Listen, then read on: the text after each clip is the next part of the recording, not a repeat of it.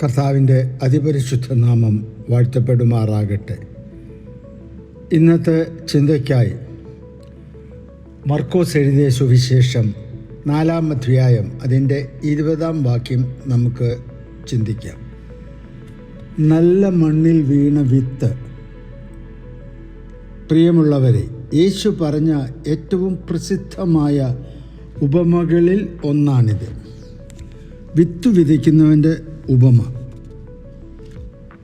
അത് മർക്കോസ് 4-ൽ വളരെ വ്യക്തമായും വിശദമായും എഴുതിയിട്ടുണ്ട്. ദൈവവചനം എന്നുള്ളത് ജീവനും ശക്തിയും നിറഞ്ഞ വിത്ത് എന്ന നിലയിൽ ചിത്രീകരിക്കപ്പെടുന്നു. വിത്ത് എവിടെയാണ് വീഴുന്നത്, ഏത് സാഹചര്യത്തിലാണ് വളരുന്നത്, അതാണ് ഫലത്തെ നിർണ്ണയിക്കുന്നത്.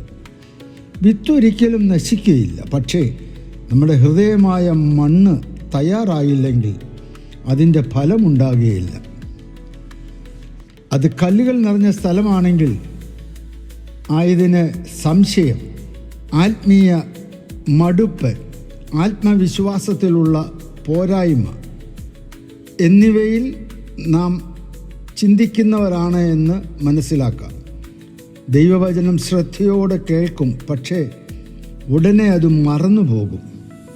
പ്രാർത്ഥനാ ജീവിതം ആരംഭിക്കും, അതിന് വലിയ തീരുമാനമൊക്കെയാണ്, പക്ഷേ ആയതിനൊരു സ്ഥിരത ലഭിക്കുകയില്ല. ഇങ്ങനെയുള്ള ഹൃദയത്തിന് വിത്തിൻ്റെ വേര് വളരുവാൻ ഒരു സാഹചര്യവും ഇല്ല.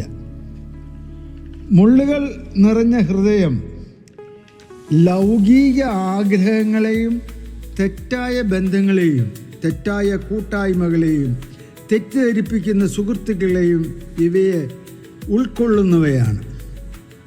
ദൈവവചനം കേൾക്കുന്നു, പക്ഷേ ലോക ചിന്തകൾക്ക്, ലൗകിക കാര്യങ്ങൾക്ക് പ്രാധാന്യം നൽകുന്നു. ദൈവവചനം വളരുവാൻ അനുവദിക്കാതെ ലോക ചിന്തകൾ അതിലേക്ക് വലിച്ചിഴക്കുകയാണ്. വചനമാവുന്ന വിത്തിനെ ഈ വക കാര്യങ്ങൾ ശ്വാസം മുട്ടിക്കുകയും പ്രതികൂലമായ സാഹചര്യങ്ങൾ സൃഷ്ടിച്ച് അവ വളരുവാൻ അനുവദിക്കാതെയിരിക്കും. പുല്ലുകൾ നിരാശ, മറ്റുള്ളവരെ വിമർശിക്കുക, കുറ്റപ്പെടുത്തുക, ഇവയൊക്കെ ഉള്ളതായ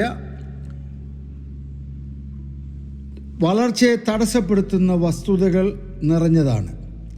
നല്ല മണ്ണിൽ വീഴുന്ന വിത്ത് സജ്ജമായ, വിനീതമായ, വിശ്വാസത്താൽ നിറയുന്ന ഹൃദയമാണ്. ഇവ വചനം വേരൂന്നാനും ഫലം കൊടുക്കുവാനും കഴിയും.